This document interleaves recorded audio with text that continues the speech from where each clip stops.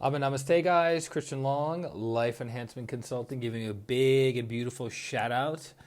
It is Saturday evening here in Denver, Colorado, 6 o'clock p.m. 6 o'clock p.m. Mountain Time. We're jumping on for our final daily dose of light, love, and power with our focus on the love aspect. Maria, Namaste. Good to have you on. Lots of love to you and the family. Hope you're well. So I was thinking, what can we cover today about love? And I was having a little bit of a hard time coming up with a topic that was suitable that we could cover in a few minutes. But something dawned on me during this time of isolation, this time of going within, this time of people setting rules and regulations to keep us in, right? And then I thought, that's actually a function of the love aspect. The slight severity that the public health officials are carrying out in the name of the coronavirus, Denise, Namaste, is for the purpose of preserving and protecting and nurturing, Jillian, Namaste, us, right? So my teacher, Grandmaster Choa Kok Sui, the modern founder of Pranic Healing and Hatha Yoga, he talks about if you have too much mercy or love, you will have chaos. Okay? And which is from the heart. And if you have too much severity, you will have rebellion. So it's a beautiful balancing act. So an easy example would be if you have children and you are completely merciful with your children, Namaste, at all times, and you have no boundaries, no structure, no schedule, and no rules, you have what? Chaos. Indra, Namaste, good to have you on. You have chaos. Right? So if you don't teach your little kids to eat, this is when we eat, then they're going to eat at any time of the day or night.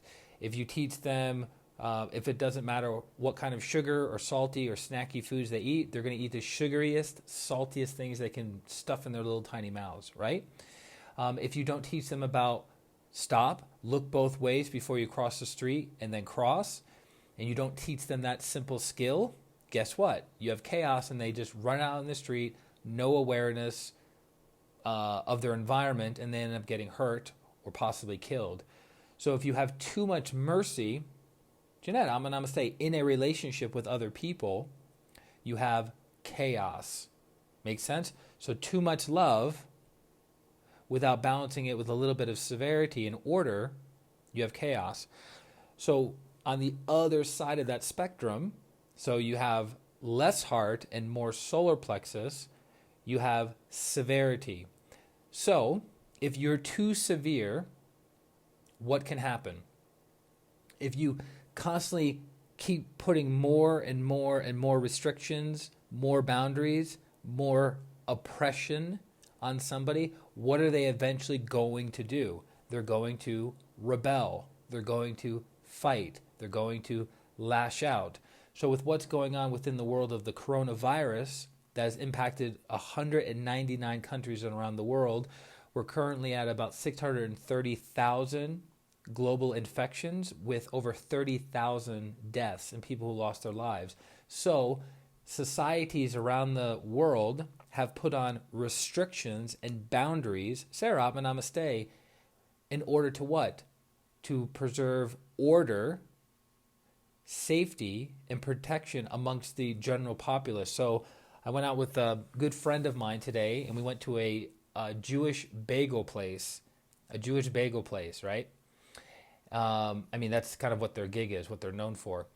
And they're still open. They're still serving the public. They're still giving the public what it wants, bagels, sandwiches, certain kinds of chips, certain kinds of drinks in a conveniently located area in downtown Denver. So they're providing the love energy and the love aspect.